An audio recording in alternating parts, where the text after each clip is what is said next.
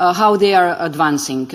It's amazing, especially what Ukraine is performing during the bombs are falling on the country. So we will be able to open from the technical point of view, open all the clusters this year.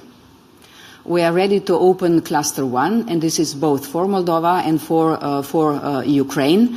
Also, Moldova is doing the necessary reforms and everything needed to open the clusters very fast. So we will soon have all the screening reports. Some of them are already. 1, 2, and 6 clusters are in the Council.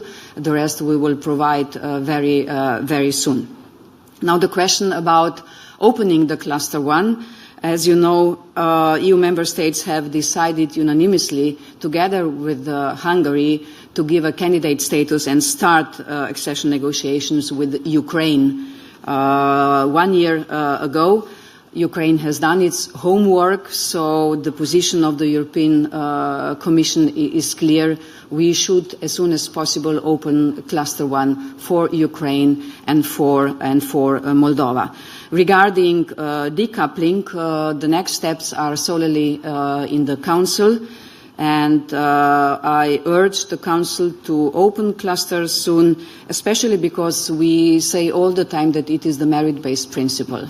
And if they deliver, if our candidate countries deliver, we should deliver too. Thank you, Commissioners.